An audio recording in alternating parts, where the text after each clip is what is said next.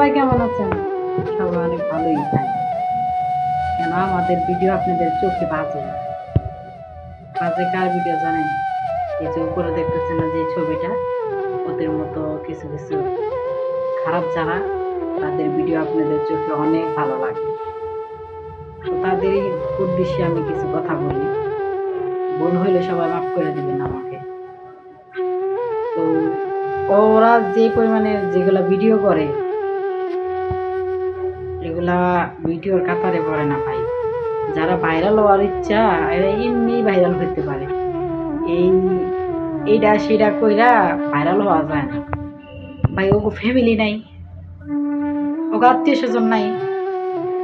আমরা এত কিছু করে ভিডিও করলে ভাই আলোচনার একদম সমালোচনা আলোচনা হইরা জায়গা, অমুকের তমুকের সমুকের কইয়া মানে কি একটা বিতিক ইচ্ছা। অমুকের বৌদ্ধ ভিডিও করে হালাইছে, অমুকের বৌদ্ধ এটা কইয়া হালাইছে। অথচ আমরা কারো নাম নিয়ে কই না, কারো উদ্দেশ্য নিয়ে কোনো কিছু কই না। এরপরও আমাকে পিছনে এই যে লাগিয়া থাকে কত মানুষ কুত্তার মতো। আর ওরা কি করে ভাই? ইডি ড্রেস আপের অবস্থা দেখেন তো, কি ফিন্দি ভিতরে কি ফিন্দা উন্না দে এমে ডাকে উম্মে ডাকে। আমি ভিডিওটা অ্যাড করতে পারলাম না, আর আমি এই জিনিসটা পারি না, এই কারণে আমি অ্যাড করতে পারলাম না। এই কারণে আমি স্ক্রিনশট দিয়ে ছবিটা দেখালাম। টিকটকে, ফেসবুকে, ইউটিউবে ঢোকা যায় না ভাই এইসব ভিডিওর কারণে। তবে এইসব ভিডিওই ভাইরাল হয়, আমাদের ভিডিও ভাইরাল হয় না। কেন জানেন? আমরা প্রথমেই সালাম দিই, এই কারণে ভাইরাল হয় না। যদি আমরা ওইরকম খারাপ খারাপ ভিডিও বানাইতে পারতাম, তাহলে ইউটিউবে, ফেসবুকে বলেন সব কিছুতে আমরা ভাইরাল থাকতে পারতাম।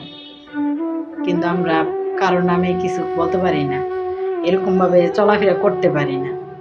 তারপরও আমরা সমাজের চোখে ভালো না, আত্মীয় স্বজন কাছে ভালো না, বুঝছেন? এত কিছু করার পর আমরা ভালো থাকি না। ভালো থাকে কারা জানেন? যারা এইসব কাজ করে এরা ভালো থাকে। এই মেয়েটা যে এরকম করতেছে, এই মেয়ের স্বামী তার সাথে আছে, তার শ্বশুর শাশুড়ি নাই, তার বাপ মা নাই। তার বাপ মা কি একবার দেখে না যে আমার মেয়েটা কি কাজ করে? তার শ্বশুর শাশুড়ি বলে না যে তোমার বউ এগুলা কি করে? কি করবো? দুনিয়াতে পয়সা হইলে এরকম 2-4টা লোক রাখলে ওকে কিছু হয় না। দুনিয়াতে পয়সা যে এমন একটা মূল্য, বুঝছেন? এই পয়সা দিয়া দুনিয়াটা এমনি উলট পালট করতে পারে কিছু কিছু মানুষ। আর আমাদের মতো অসহায় মানুষে খালি ঠই গাই যাইতে পারে দুনিয়াতে, জিততে আর পারলো না কোনো সময়। তবে জিতার দরকার নাই, একদিন জিতবো, বুঝছেন? এরকম খারাপ ভিডিও করে আমার জিতার কোনো ইচ্ছা নাই। আর আমি এইসব কথা বলতেও চাই না ওদেরকে নিয়ে। তো এই ভিডিওটা সামনে পড়ার পরে আমার অনেক খারাপ লাগলো, এই কারণে আমি এই ভিডিওটা করলাম, নাহলে আমি করতাম না।